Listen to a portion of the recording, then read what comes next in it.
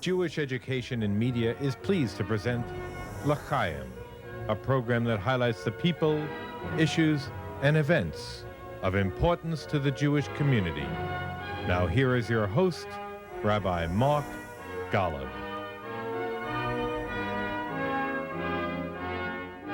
I'm Mark Golub. Welcome to this Roundtable edition of L'Chaim. As I'm sure you know, there are a number of hot-button issues in the Jewish community today, which evoke a great deal of passion, sometimes smoke, and every now and then some light. In this hour, I'll have the chance to ask our wonderful panel for some of their thoughts and feelings about a number of these issues. Let me introduce the panel to you. You've met them all before many times here on JBS. Steven Bayme is the director of the Contemporary Life Department of the American Jewish Committee and the AJC's Koppelman Institute on American Jewish-Israeli Relations. Eric Yoffie is the president emeritus of the Union of Reform Judaism and is a columnist for Haaretz and a frequent guest speaker and scholar in residence in communities across America. Betty Ehrenberg is the executive director of the World Jewish Congress of North America. And Thane Rosenbaum is a distinguished fellow at NYU Law School and is the director of the Forum on Law, Culture, and Society housed at NYU, as well as being an essayist and best-selling author whose most recent novel is entitled How Sweet It Is, Thane's take on 1972 Miami. And it is so wonderful to have you all back sitting with me on L'Chaim. Thank you all very, very much. So I wanted to ask you a couple of questions about things that are going on in the Jewish world. In some way, they come out of what we see happening in general. Recently, there was this terrorist incident in Tel Aviv. There was also some terrorism here in America. But I want to go back to the Tel Aviv incident in which people were murdered at a Tel Aviv restaurant. And it raises all kinds of questions about where's the peace process going in the Israeli-Palestinian conflict. I want to read to you a line that comes from Haaretz, and I'd just like to hear you comment on it. Haaretz wrote in one of its headlines, "Terrorism will continue as long as the occupation does." Haaretz linking terrorism to the occupation. Steve Bayme, to what extent is terrorism caused by occupation, and is that the formula you would use? I certainly would not use that formula. Essentially, what took place in Tel Aviv, like other terrorist actions, first and foremost has to be seen as a moral decision, actually an immoral decision to be precise, by the perpetrators to, instead of pursuing a peace process, instead of coming to the negotiating table or demanding that their leadership do so, that they attack Israeli civilians who are basically going about their own business, sitting in a cafe. Professor Michael Fega, by the way, was a strong opponent of West Bank settlers. He was one of the victims of such a terrorist raid. So I certainly would not use that formulation. Haaretz, I think, probably is guilty here of making much too facile a linkage. What is fair to say is that the peace process is going nowhere, and that's a tremendous setback, and that's a real tragedy for the Jewish people, a tragedy for the Palestinians. But the real point is that the answer to it is never terrorism, and as long as terrorism continues, there will be no peace process. So in that respect, I would be very dismayed if people started making that kind of linkage. What's fair to say is that terrorism is a moral crime, and it must be resisted, it must be combated. That said, it is a tragedy for both Jews and for the Palestinians that a two-state solution is not on the horizon. Eric, you write for Haaretz. You see this headline. What's your sense? Is occupation the cause of terrorism? If we ended occupation, would the terrorism stop? Probably not. The people who carry out terrorist acts, generally speaking, aren't the least bit interested in political processes. Mm-hmm. They're not the least bit interested in negotiations. They're interested in doing away with the state of Israel. They are people who hate Jews and are engaged in efforts to do away with the Jewish homeland. Having said that, it's important that we not draw the conclusion from that take, which suggests that what happens politically is somehow not important. Unfortunately, people who point out correctly that terrorism is carried out by people who hate us and don't want us to be there, when Israelis say that frequently, they therefore conclude that there is no particular reason to work on a political solution. That's an improper conclusion, a dangerous conclusion. Thane, something about this bothers me. I read this headline, and to me, what I hear Haaretz saying is, the problem is Israeli, that terrorism is caused by something we've done, and that it's the occupation.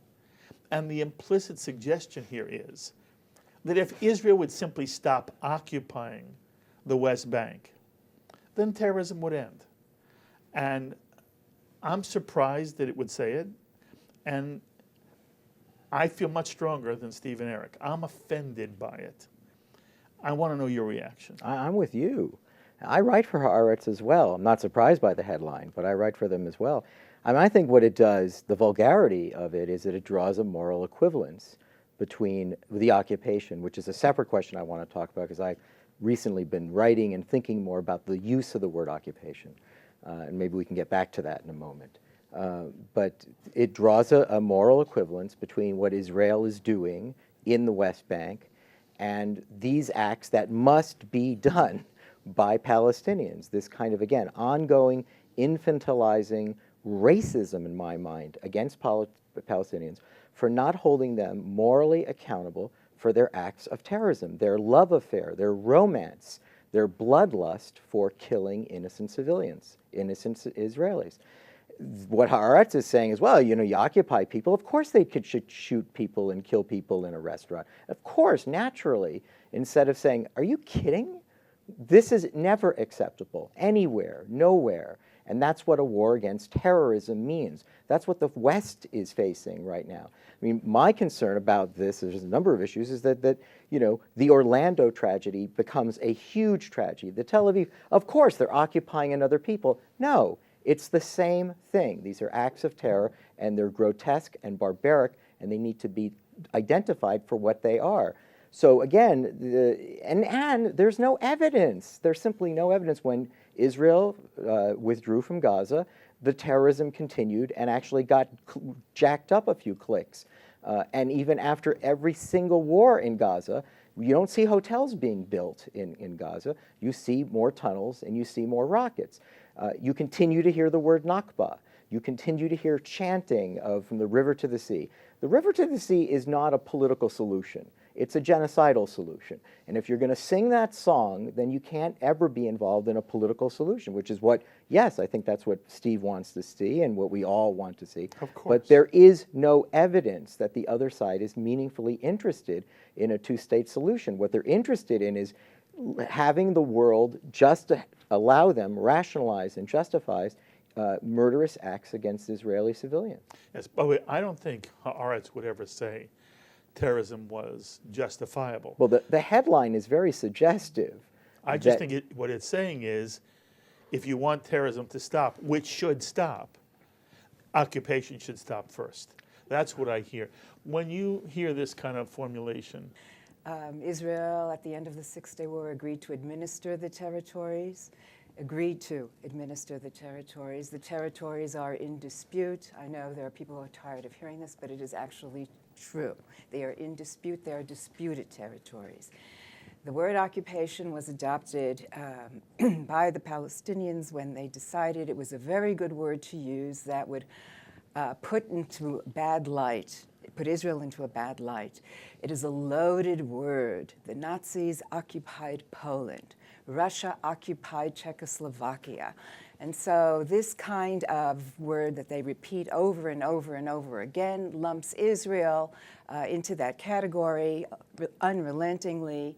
And I think we should not use the word occupation, because I think it gives, it just contributes to this whole atmosphere of making Israel the bad one in all of this. And that, I feel, is what that headline does, which is why you react to it that way, I react to it that way, and it doesn't give peace a chance. It just doesn't give peace a chance. I would take strong issue, Betty, forgive me, but first of all, just in terms of the history here, you stopped short when Israel used the term administered territories as a kind of compromise between those who argued for liberated territories and those who argued for occupied territories.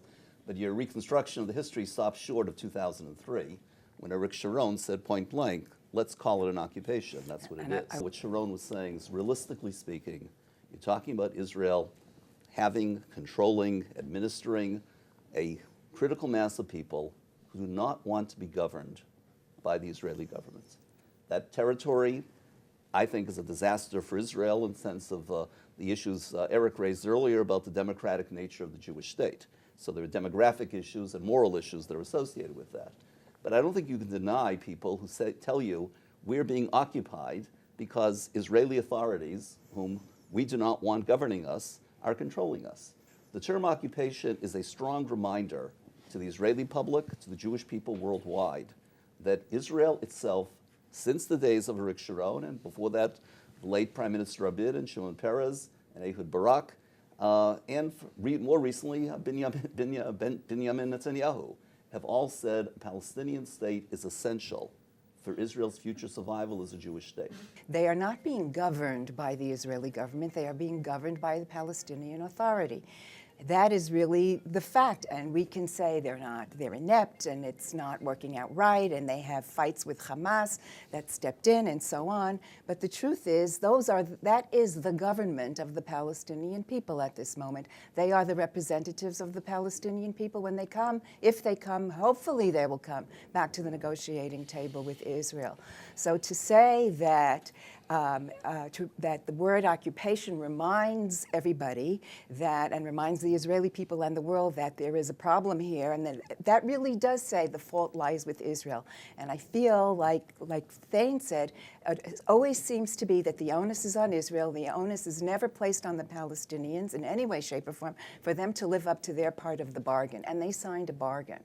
Well, obviously we disagree on this, but We'll disagree. but frankly, But I want to know where you did, because implicit in what you said to Betty was you assume she doesn't want a two-state solution.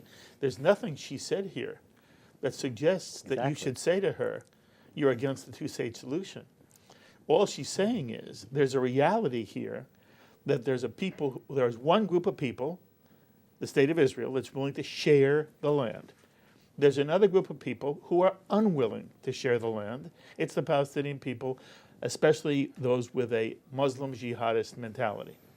And ultimately, the problem here is that terrorism will never stop, ever, from the terrorist perspective, until there is no state of Israel. And I expected all four of you to say, of course that's the reality is, as tragic it is, it's a human tragedy. But therefore the human what? tragedy. Therefore, you work as hard as you can to encourage those forces within the Palestinian world which do see that there's important for them to share the land, that you encourage them and you do everything you can to make it possible for them to ascend to power. But until they do, ultimately Israel has to live in a very precarious situation and do what it can, best it can. in which case the occupation is a necessary evil. It's a necessary but it remains an evil. occupation. But it's Yes. still an occupation. remains And an it's still occupation. evil. But it's Absolutely. evil. It's essential, Betty, excuse me, it's essential that we not play semantic games. No, we are playing semantic games when we use the word occupation. think That so. is the That's semantic our game. point. I think That's what Betty the said. common sense use of the term, historically, politically, and otherwise, suggests that that is exactly what is happening here. And also, I share with Steve's view that I defer here to Ariel Sharon, who had credentials that none of us around this table had, and who was not a man of the left, but who was a man of the right. And when he used the word, the Hebrew word is kibush, he used the word, he was immediately challenged. I mean, it was But a famous he used it incident. for a different reason. He was immediately challenged, and he hesitated for a second, and he thought, and he said, no. This is a kibush. This is what it is. If we pretend that it is something else, that suggests that we don't see how serious it is to deal with it, even if I accept all the other aspects of your argument. Do you? Generally speaking, yes. We must, I agree. What Thane said was very important. We can't patronize the Palestinians. We can't suggest in any way that they somehow will not be held accountable to the same moral standards that the whole rest of civilized world is being held to. And sometimes we fall into that trap. The terror has to stop. It's evil. It is sinful. It is wrong. No excuses. And then we have to ask, well, what can all parties do now? What do the Palestinians have to do? We know what they have to do. But Israel should be doing things now that do not involve excusing terrorism or suggesting that it's magically going to go away. Those issues have to be part of the discussion as well. But the question is here, when you're dealing with terrorism, which is meant to intimidate, frighten, terrorize, that's why they use this word. I'm playing semantics maybe, but that's why they use this word. How do you stop it? The terrorism has to be stopped by some way or means, and I would suggest, or I would repeat what Thane said, after each peace initiative that Israel made, whether it was in Oslo or was in the Gaza withdrawal or the releasing of the prisoners, we don't see terrorism abating in any way, shape, or form. That is the problem. We don't see that when there were people around the table discussing, even when the people were around from both sides discussing around the table, we didn't see an abatement in the terrorism. So this, when you had Rabin say, well, we have to fight terrorism on the one hand with all our might, and we have to try to fight for peace with all our might. That sounds correct. However, when one is going on at the same time as the other, when these two things are simultaneous, you don't really have a peace process, and you have people dying because of terrorist attacks. I'm not talking about a peace process, but are you suggesting, therefore, then there's nothing Israel should do? No, I'm just trying to understand what it is that Israel could really do to stop the terrorism. And I would like to say to you that I'm not so sure it's really tied to the peace process, because lo and behold, we have the same problem in the United States. The United States is convulsing as a result of what happened in Orlando.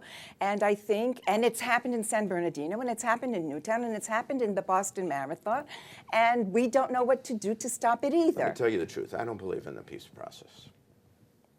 Well, I don't believe in it because I'm talking about what is it's not mandated by the working. United Nations. Finish the thought. But there's a group called Commanders for Israel's Security. They just issued a document called Security First. Generals. Everybody's a general or equivalent rank in the security services or in the police. The number is up to 213. It's a plan. It doesn't call for a peace process, but it says we have security issues now. Every day that Israel does nothing, which is how they see the current situation, nothing beyond what they're currently doing, our security situation gets worse. And they lay out a plan for what they think will improve the security situation of Israel without calling for a peace partner and a peace process. And they say, specifically, this is intended for a situation in which we don't have a partner, and right now we don't have a partner. And it's a very impressive document, a very compelling document. And my problem is we need Israelis to be thinking along these lines a little more creatively than what we often have, which is we'll do nothing. We'll manage the situation, and eventually, hopefully, something will happen. Do you have a suggestion for what Israelis and Israel should do? What I'm proposing now is the elements of that document, which is intended to advance Israel's security, should in fact be considered and I believe implemented. And I'd be happy to run through them if you want to take the time. How the security issues also tie into trying to work out a peace resolution with the Palestinians. What they're saying is as long as there's no partner, Yes. then let's not talk about a, quote, peace process, which is what you're referring to, because for the time being, That's not possible. Peace process may be possible as we look to the future. We all agree. But for now, Yes. Israel is not doing essential things that it could be doing that would improve its security. Now you're talking a very different perspective here. Your perspective is now not about how do we make peace with the Palestinians. Oh, no. It's how do we keep Israel safe. My perspective has never changed. I don't know what you were reading into what I was saying before, but peace process is something we hope for and ultimately may come. I'm concerned with the relative short term. Okay, I have two questions for you that comes out of this discussion. First of all, will you agree with me that when a newspaper with the stature of Haaretz writes, terrorism will continue as long as occupation does, it is an improper formulation because terrorism will continue until there is peace. If the occupation were to stop tomorrow and the same people were in power who want an end to the Jewish presence, Zionist presence in the land that they consider to be theirs, terrorism would not end. Does anybody want to take issue with me on that? I think Haaretz did us a tremendous disservice by that headline and by that interpretation. Okay. Then I would just add to that if you do press the terrorists, so to speak, they regard all of Israel as occupied. Of course. Which again, that speaks to the fact that we need to distinguish between what are occupied territories and what are the state of Israel. So I wouldn't concede the point that the term occupation is bad. What is bad is those who deny Israel's right to exist. It's an interesting philosophical discussion. I'm on your side. However, what if I were to say to you, we talk about nomenclature and the use of words, and I know it's almost scary for me to say this in a Jewish context, but I want to hear what the four of you have to say. I believe in some way the word terrorism is unfair to the Palestinians. And because it's unfair to the Palestinians, it confuses the Jew. How do you mean? This isn't terrorism. This, for them, is their military. These are their soldiers. And their soldiers have a job from their perspective. I wish they didn't see it this way, but I'm trying to understand what's going on. The terrorism is simply their tool because they don't have fighter planes. And when Israel ultimately wants to respond, and Israel tries to delay response as long as it possibly can, but when it finally does, it uses planes, it drops bombs, it uses tanks, and the other side does, civilians die in either way. Civilians die in a restaurant in Tel Aviv. I find it heinous. The one thing I don't say, however, is I don't misunderstand what drives it. And what drives it is this is the best they can do fighting us. I don't want them to fight us. But that's all they're doing. And they know that the best way to fight us is to terrorize the streets. But from their perspective, the Israeli plane terrorizes their children and their women and their men no less than some crazy who takes a machine gun and fires into a restaurant in Tel Aviv or a nightclub in Orlando, Florida. And when people say, how can they name streets after murderers? From their perspective, it's not about naming streets after murderers. They're naming streets after their military heroes. Everybody here understands. I don't in any way support what they do. But I feel that the discussion it leads us in the wrong direction if we don't understand what's happening. I don't think it leads us. I'm almost done. We are at war. We are at war with a people and a mentality that says we have no right to be there. And that nothing we do, doesn't matter what the occupation is or is not, doesn't matter what the settlement policy is, doesn't matter what we do, one state, two states, as long as we're there, they will never accept it. and they will fight us with their army. And their army is people who strap on bombs on them and blow themselves up, or come into a mall and know they're going to die, but they're trying to hurt the enemy. And the reason I say misdirected is our discussion is the wrong discussion. Our discussion shouldn't be about terrorism. Haaretz shouldn't be writing about terrorism is caused by occupation. It has nothing to do with occupation. It has nothing to do with settlement policy. It has nothing to do with whether Netanyahu will meet in Ramallah or meet in Jerusalem. It has to do with the fact that we are dealing with a religious ideology that does not recognize our right to be and will never share the land.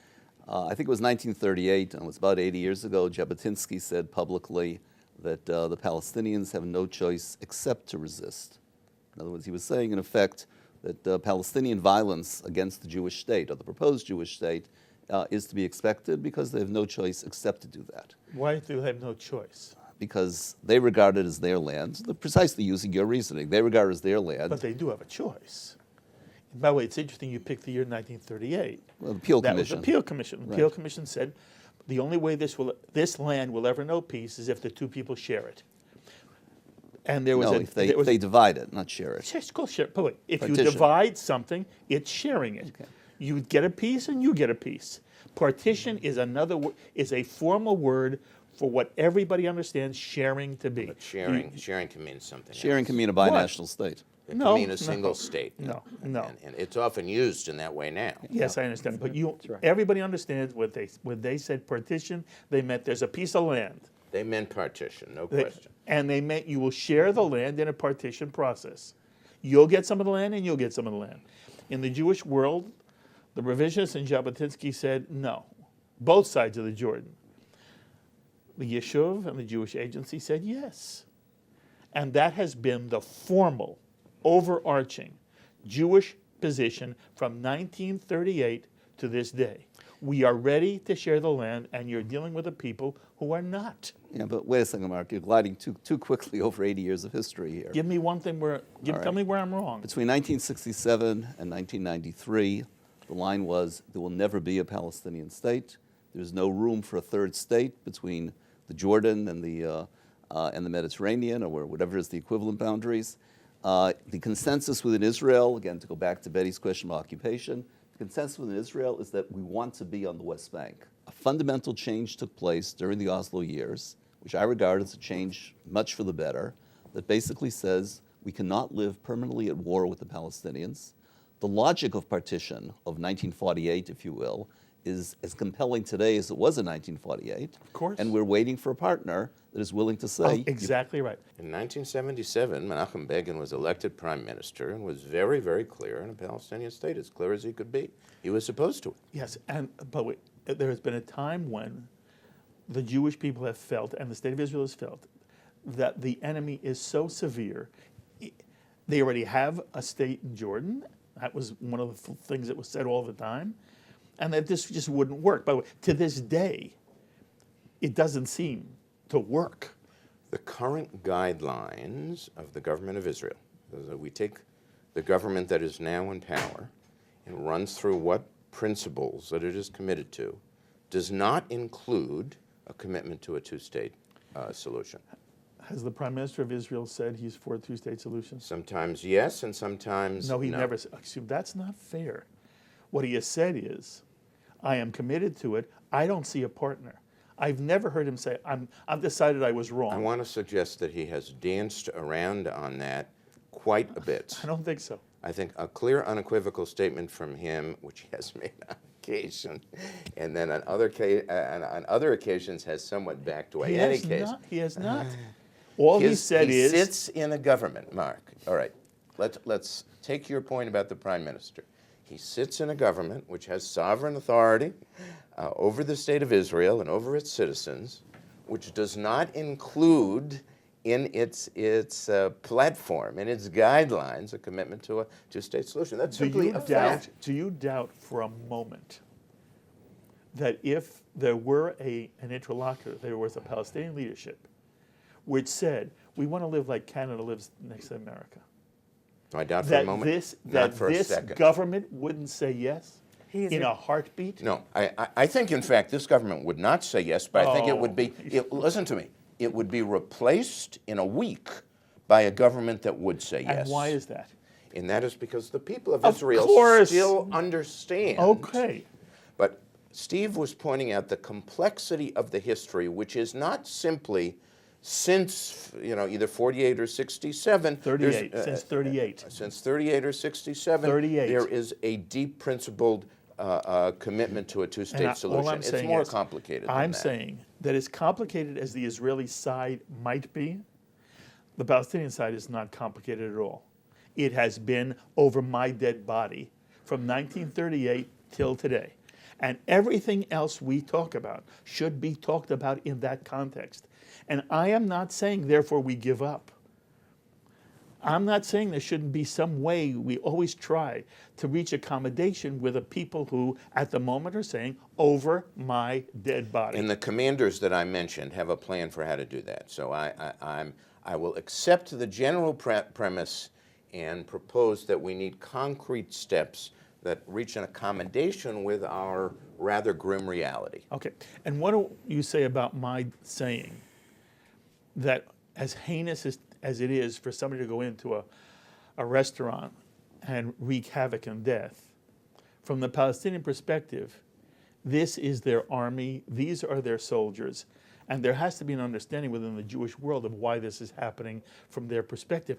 And it's happening because this is their army and they have a goal. Their goal is to end us.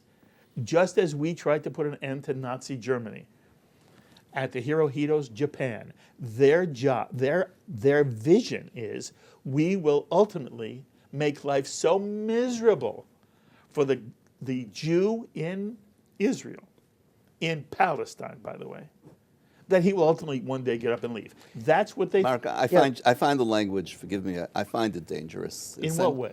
Essentially, it suggests one man's terrorist is another man's freedom fighter. It's worse than that. It means that the Palestinians get to rewrite the rules of war. I mean, who gives them the right, under this formulation, for them to ignore the Geneva Conventions, rewrite the rules of war? They have no right. Well, no, but I'm just saying, in rethinking it, I'm sorry I interrupted, Steve, but in rethinking it, saying, look, it would be better for Israel to recognize, stop saying the word terrorism, because they think they're fighting a war against all of us. Well, but that's always the case. But you fight soldiers. You don't fight children. You don't fight people dining in restaurants, and you don't make excuses. This is the kind of moral accounting and the moral reckoning that we simply never hold Palestinians responsible for this. Yes, of course, their vision of this is, look, every Jew is fair game. Every Jew anywhere is fair game. But that's not something that we can tolerate, nor can we normalize the language. I mean, this is really how we started off with Betty, because I think it's important to use the word terrorism and to not use the word occupation, because it's so loaded a word, and it's so diverting of the much more complicated facts that's there. And let me just say, guys, and I'm talking to the guys here, with Sharon, my memory of this is different. Yeah, he used that word, but he meant it because he was referring to the demographic reality of how would Israel remain a democracy in a country in which you have all of these people who all they want to do is get their own state and kill Jews until that happens. It wasn't as if he was like, this is the father of the settler movement, by the way, as you know. I'm opposed to settlements. I know it's always confusing on this show. I'm on the left. It can be, if you're not watching at home, or you're watching at home, it's confusing. I'm on the left. But, I think it was said, it wasn't a word that he meant for the Palestinians. It was a word he meant for the Israelis to recognize. We cannot go on and remain Israelis in the way that we want, to maintain our demographic character, to remain our principle as a Jewish state, if these people are here and simply won't be governed in any way. And that's why there's a unilateral withdrawal. And by the way, I thought for a moment that that's what Eric was saying, the commanders are saying, that what they really end up talking about is another Gaza. That's not at all what they're not. talking Okay, about. because it seems that would be Absolutely one not. solution, right? We know Michael Oren and his new party has also raised this possibility. Why don't we just try this again? But let me just say one thing about this. You know, the Israelis, as you pointed out, you know, the vast majority of Israelis believe in a two-state solution, right? That's what they believe. Absolutely. But you know what else they believe? They believe there's no partner. Absolutely. Right. So those both things. So what Haaretz is really saying is it's all about the occupation. But that's not the zeitgeist. That's not the mindset of most Israelis. They're looking at it and saying we can't even go to a restaurant in Tel Aviv. There's no partner. They're not giving this up. They're not changing their language. They don't change what they tell their school children in schools. They're always they continue to invoke the word Nakba as catastrophe. They want Tel Aviv. They don't want the West Bank. And until we can be convinced that there's a true negotiating partner that's really wants to be Canada, wants to be interested in nation building, not bomb building, we are going to say what we always say is we would love a two-state solution, not with them until they change their song. And I'm not on the left, just to be clear, but to just reiterate one thing, again, I feel that the word occupation excuses the terrorism, and that I feel is where we have the danger and we can't stop the terrorism. And that's, again, going back, what is going to be done, what can we do to stop the terrorism? And when you talk to the police in Israel, when you talk to the mayor of Jerusalem, or when you talk to the police in Orlando or the police in Boston, you're faced with the same dilemma. What do you do to stop terrorism? And that, I think, is our real problem right now, barring, especially in the Middle East, when we're not seeing any path to sitting around a table. And I don't see how I don't think we can give up on that. I don't think we can give up on that, Eric. Those are that's the mandate by the United Nations, and I think it's the only way then you'll really get to anything. You have to come to any agreement. You need party A, party B, and to come to a real agreement. If you're going to make a moral case, and you're going to be compelling, and you're going to win people to your side, and you're going to be effective on campus, you need to tell the truth. And then you need to make the case for the truth. What is the truth? The truth is That there's it's an occupation. It's military occupation. Everybody understands it as an occupation. And when you present it in other ways, and I understand your motivations here, and they're admirable on a certain level, but what that is perceived as distorting reality for other purposes. Mm-hmm. And therefore making Israel's case becomes that much harder. It is possible to say to young people and others, this is an occupation. Occupations ultimately must end, but this is justified for the following reasons. Because Israel has no alternative. But we recognize the occupation, the negative aspects of that. They need to be accepted for the following reasons, which are compelling and indeed overwhelming. That's a case you can make. That not I by agree saying, with you. Not by saying that the occupation is something else. See, that's where I agree with how you just described it. But I do feel that the word is important, or the use or non-use of the word is important. When you say that there was an agreement, Israel agreed to administer territories. These territories were in dispute, they remain in dispute. And for various reasons, because the Palestinians practically never agreed to make peace in a practical manner and insisted on this continued warfare, if you want to use that word, then Israel was forced to do things she never wanted to do. Israel was placed in a position she never wanted to be in. That is very different than saying occupation, because occupation implies willful stomping on a people, wanting to dominate a people. That is not what Israel ever set out to do. That is certainly not what she wants to do today. And I think it's actually confusing. But it's more than confusing, it's detrimental. But it makes it hard to plead the case. I agree with you, Eric. I want very much to go on campus and make the case. And it's smug. Wait, I'm sorry. And I think both of you, the net effect of what you're talking about is that it will be interpreted as essentially justifying what Israel is doing, without putting all the blame, if you will, on Israel, by refusing to accept the reality. In other words, by dismissing the term, the net effect of it in the public arena is that it sounds like Israel still wants to be there. But by embracing the term, how did it help Israel? How did the Arab world respond? How did they respond to the word occupation? I think that was a concession. Thane, as you yourself said, Prime Minister Sharon was trying to educate the Israeli public to say we cannot think in terms of permanent retention of these territories. That's exactly You think that's a better word, that's fine with me. by using the term occupation, essentially saying, number one, recognize the reality of what it is, and number two, that we have to end it. Exactly. He read them the Riot Act. I think what Betty is saying is that it creates a stigma, a blemish. It confuses people. You know, this is such inside baseball. Look at us. It casts We Israel know, in the we wrong. know stuff. This audience watching, they know stuff. That's why they don't watch CNBC or CNN. They watch the Golub show. It's inside baseball. Most people know nothing. Nothing. And trust me, I teach for a living. They know nothing. They can't find Israel on a map. They think it's 100 times its size. They think there's only 5 Arabs in the world. This is what they think. This is what they know. And so if you use the word occupation, it's exactly what Betty, Nazis occupying Poland. It sounds as if it was volitional. It sounds as if there was something there that existed, right? There was really a country called Palestine. It's confusing. So you explain it. We can't give in to soundbite culture. Right, well, I'm with you there. If we give in to soundbite culture, then we're lost. But unfortunately, I don't And think nobody we- uses it. I mean, administered territories. In Hebrew, it's shtachim muchzakim. And it's a meaningless term. Nobody ever uses it. Ever uses it. Look, I have no illusions about the Palestinian polity. Essentially, their message right now is that we will never make peace with you because we regard Israel's existence, in essence, if you're Hamas, as theological sin. And if you're not Hamas, we can never come to grips with the idea of a permanent state of Israel.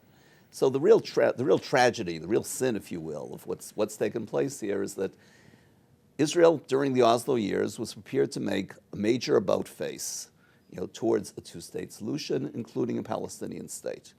That was, in effect, Shimon Peres, even in 1978, said that signing the Camp David Accords amounted to a Balfour Declaration for the Palestinians.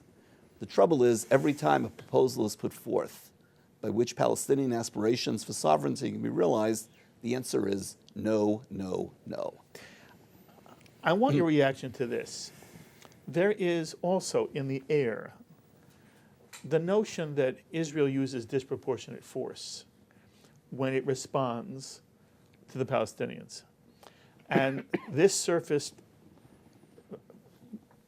with real power during one of the Democratic primary debates. Bernie Sanders. Yes, when Wolf Blitzer was asking Bernie Sanders and then Hillary Clinton to talk about whether they feel Israel uses disproportionate force. I want to play that for you. We have an excerpt. I was offended by the suggestion that Israel uses disproportionate force, and I was disappointed that one candidate said Israel uses disproportionate force, that was Bernie Sanders, and the other candidate, Hillary Clinton, couldn't say, no, Israel doesn't. I want to play the clip, it's about a minute clip, and then I would love to hear your reaction to it. Sloan, let's see the clip. Senator Sanders, you maintain that Israel's response in Gaza in 2014 was, quote, disproportionate and led to the unnecessary loss of innocent life. What do you say to those who believe that Israel has a right to defend itself as it sees fit?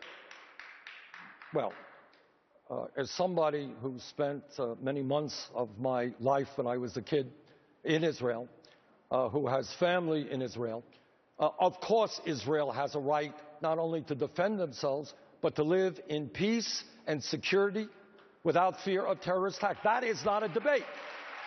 But what you just read, yeah, I do believe that.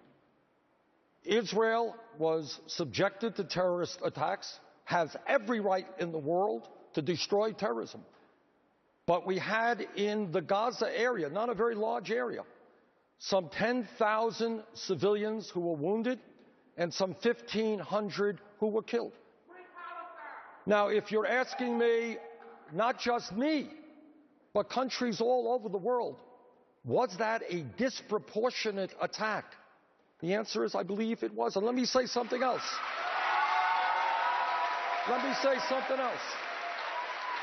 As somebody who is 100% pro-Israel, in the long run, and this is not going to be easy, God only knows, but in the long run, if we are ever going to bring peace to that region which has seen so much hatred and so much war, we are going to have to treat the Palestinian people with respect and dignity.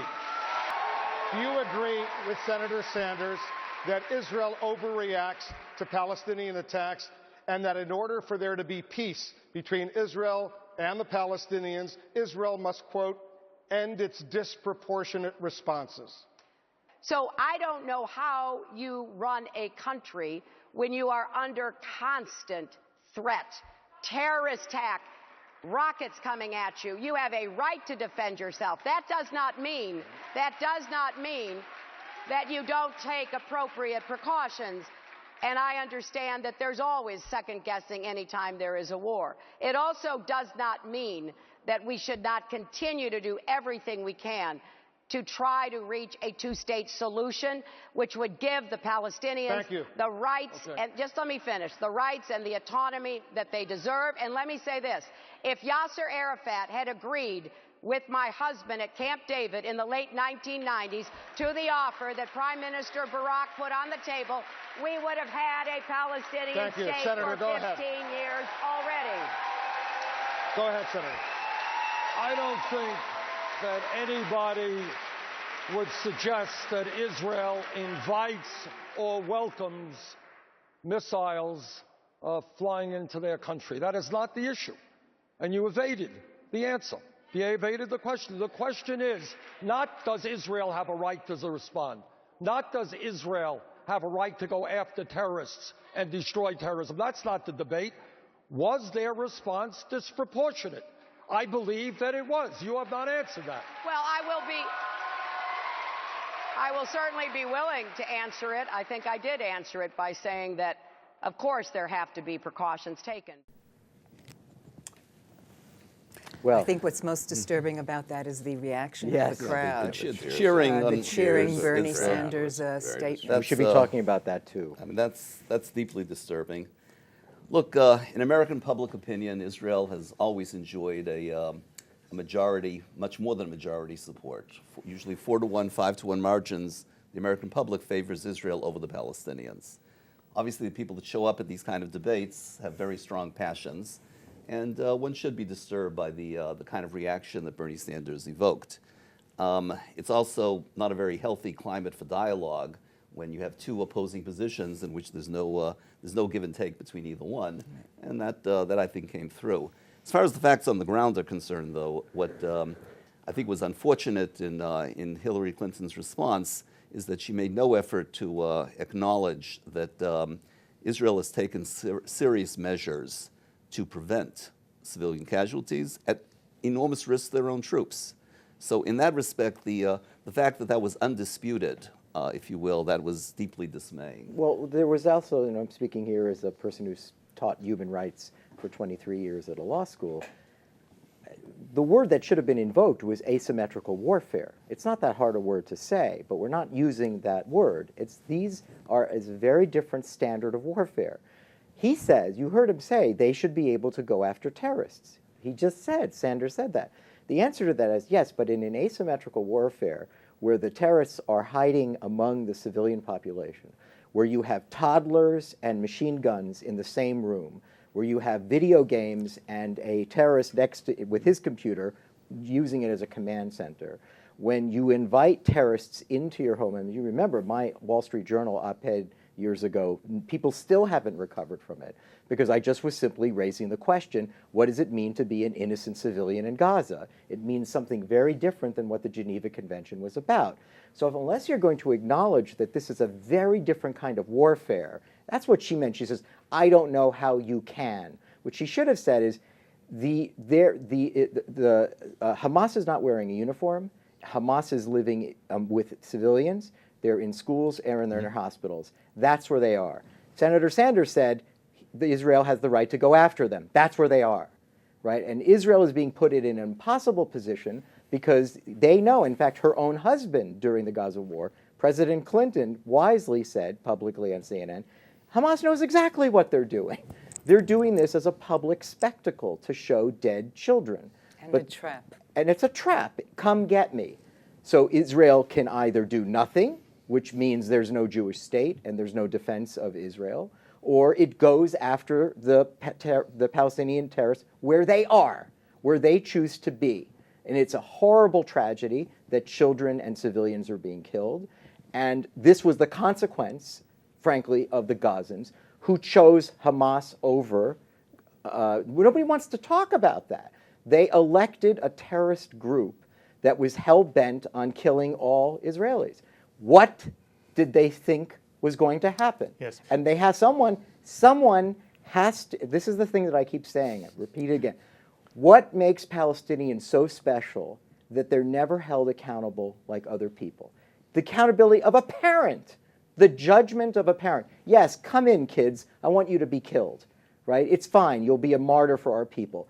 You have to hold them accountable, just like we would hold the Finnish people, the Icelandic people, the Flemish people, if they did this. There is this a blanket excuse, a tolerance for a kind of moral inhumanity, a kind of total disregard for civility and civilization, and then therefore the only thing we can do is blame Israel, because we cannot hold the Palestinians in any way responsible for their own suffering. By the way, I think the number 10,000 injured was a number out of nowhere. It was twice this. I mean, it was double the number. But you heard people cheering. Someone threw out even a higher number. Incidentally, I talk all the time to Jews who say to me, Jews who care about Israel, I'm in a quandary now, because I saw what happened on the floor of the Democratic Convention 4 years ago over the Jerusalem plank, and I see this kind of thing on CNN where people in the room are cheering, obviously cheering against Israel. And there's this concern that it's harder to be comfortable voting for the Democratic ticket and be as committed to Israel as it used to be. I think that there are elements of the Democratic Party at this moment who are left-leaning and share the sentiments that we just heard on that clip. At the same time, there are significant elements in the Republican Party who are comfortable with the America First slogan, which is a central part of the campaign of their candidate. A new development, deeply distressing development, deeply distressing. Those are words that resonate with us in a very negative way. On both sides, in both parties, I mean, you see this, there's an isolationist element. I'm not saying, it's the predominant element, but it's new, it's growing, it has significant support that we now see on the Republican side. And on the Democratic side, we see left-wing elements that are talking about Gaza in a way that is utterly unacceptable to me. So what I do is say, look, we need to look at the candidates here. We need to look at what they've said. We need to look at what they represent. And that's how you make your decision. Mm-hmm. I think you have to look at the party overall. In other words, I think it's very important to everybody in this room that support for Israel remain bipartisan, and that we see both parties as strongly supportive of Israel, and that the American people as a whole, in large proportion, support Israel. So you look not only at one candidate or two candidates or three spokespersons or four spokespersons, you look at the whole picture of Congress and all the congressmen and all the senators. Politics is still local as well. I think it's very important that it just shows that we have a lot of work to do. I mean, that's. I think we may be attacking the wrong problem here. We've had a problem with the left wing of the Democratic Party long preceding this election. It goes back easily to the days of Jesse Jackson, the Walter Mondale campaign in 1984. We knew the problem was there. The reality of the last 30 years, in fairness to the Democratic Party, is that it's been contained. In other words, that trend has been there. It has always been contained. What has happened, I think, is two other things. Number one is that, yes, support for Israel in Congress has been bipartisan and hopefully will remain bipartisan. But the role of the presidency in terms of foreign policy I was about to say trumps, let's avoid that term, far outweighs the role of Congress. The second thing that's happened, which I think is why I say we're maybe addressing the wrong problem here, is that while American public opinion remains overwhelmingly pro-Israel, intellectual opinion, the influentials, the media, the journalists, the think tanks. Universities. The universities, I'm not sure I want to call them intellectuals at this point. I'm with you. Okay. If the education that is currently taking place Inside higher education, inside these elite sectors of public opinion, is tilting away from Israel. And I think that's to some extent reflected in the kind of cheering that Bernie Sanders got. Then down the road, it's the special relationship between the United States and Israel that's endangered. If you want a prediction, I don't mind going out on a limb here. For the next 4 years, regardless of who becomes elected president, I don't see fundamental change in American foreign policy towards Israel. If you ask me what would happen in a second term, let alone 10 years, 20 years down the road, I'd be very concerned that the special relationship that is rested on these pillars of bipartisanship may no longer be the case. Oh. And that's really what keeps me up at night here. When you say, you don't think it'll be terribly different in the next 4 years, no matter who is president, but then you say, I worry beyond these 4 years that bipartisan support for Israel may erode. What I assume you mean is Democratic Party support for Israel will erode. I'm more concerned about the left wing of the Democratic Party. Okay.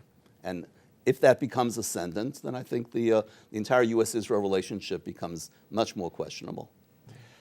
You guys are fabulous. We've been grabbed by the clock, that's all. You have the thoughts here of Thane Rosenbaum, Betty Ehrenberg, Eric Yoffie, Steve Bayme. I hope you found their comments thought-provoking, whether you agree with everything they said or not. As always, I invite you to be in touch with me with any comments in response to anything said by any of us here on the Roundtable edition of L'chaim. Please email me, write me, post on our Facebook page, or tweet me. I love receiving your comments. Until the next time, I'm Mark Golub. L'chaim, my friends, to life.